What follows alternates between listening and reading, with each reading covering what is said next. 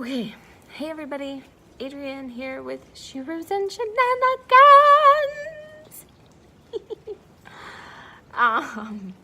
Okay, I'm back at yoga class, and again, nobody's here today, so I sent some information out, and people, mentioned that they were going to come, but they're not here. And new class, it happens.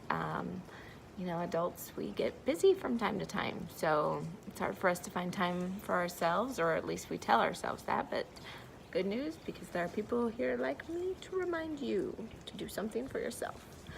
So, okay. Let's see, I wanted to give you a tip today, and I'm just going to go back really quick and review the first two tips that I gave. One was force change the inner dialogue by writing on your mirror. I journal. I know a lot of people journal. There are nights, however, when I fall asleep and forget, or get busy, or I'm not around my journal, and then I come home and crash. So writing things on your mirror really helps. Your bathroom mirror, because you know you're going to go in there twice and twice a day, and you have time to read it because you'll be there brushing your teeth for at least 2 minutes. And every other time that you go in there, it's still something that's kind of finding its way into your subconscious. So the tips to write on your mirror, again, are things that you either do believe about, positive things that you believe about yourself, positive things other people have said, or positive ways that you want to aspire to be. So the second tip was letting go of judgment, and that was letting go of words of like good, bad, right, wrong, should have, could have, would have, those types of things, those types of words at least, and replacing it with, is it working? Asking yourself those types of Socratic questions, and even asking those to other people, then it actually forces them to kind of get out of their head and separate and go, wait a minute, is this feeling working? Is what I'm doing working? Is what I'm saying to myself working?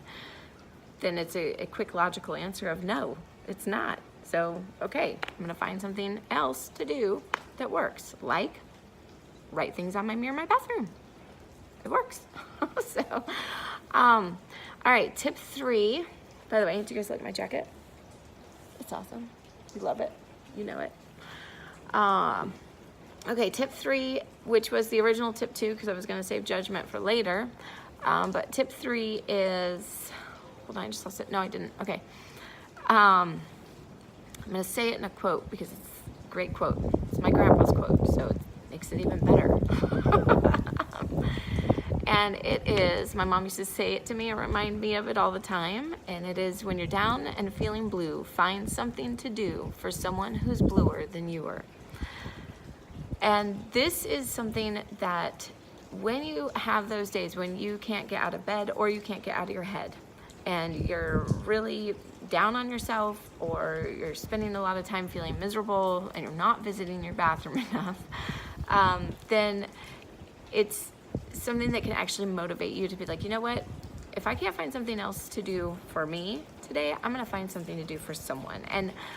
And doing something for anyone is great, but actually looking for someone who might be going through more of a downer than you are, even, or an equivalent of one, or just that you notice, maybe they're not going through a huge one, but they might be having some financial issues at the time, or confidence issues, or whatever. So anytime that you can actually look for people that might be going through something a little bit more, and just give them a smile, a compliment, an act of service, helping them clean their house, taking them to lunch, something where you can kind of find a way to reach out and connect. And I totally love doing acts of service where no one's going to notice, but this particular one, I want you to do it for somebody that will notice, because it will actually help reinforce feeling good.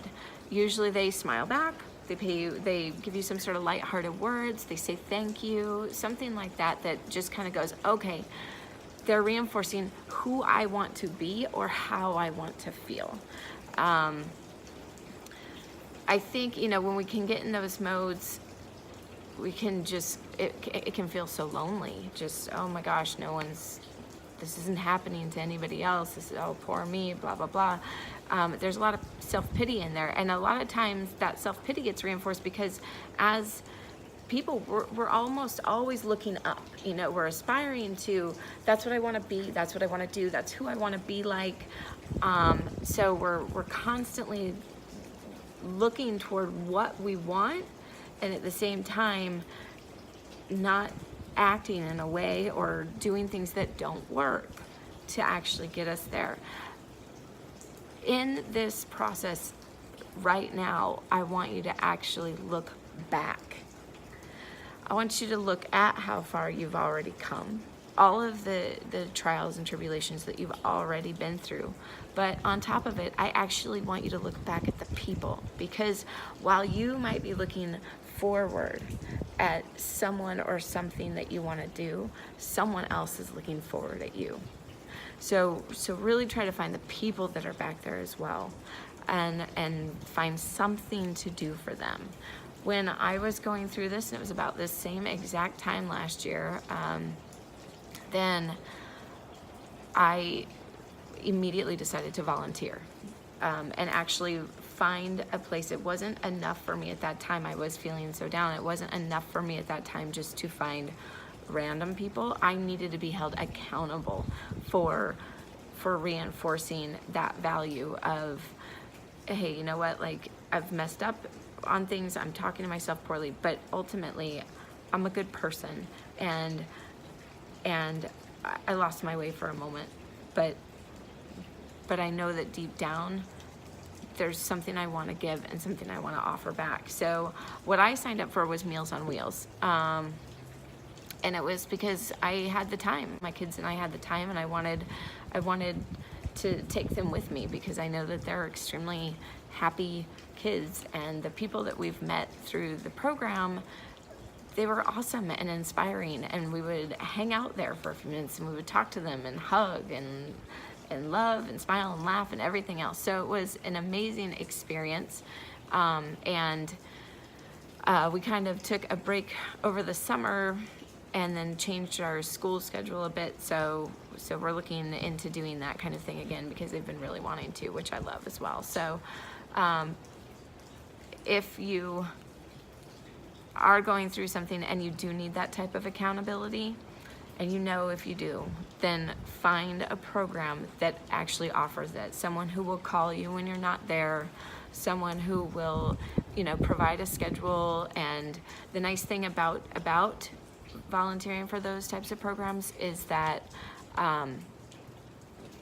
they do a lot of the heavy lifting for you. You don't have to really think about what am I going to do for somebody. You just, okay, they already have a system of what I can do for people, and it'll help get me out of my head so that I'm not thinking about all of the downsides of this depression right now. Instead, I'm acting and doing something that works to help pull me out of it for the day. Anyway, so again, remember, when you're down and feeling blue, find something to do for someone who's bluer than you are. All right, I hope you guys have a great day.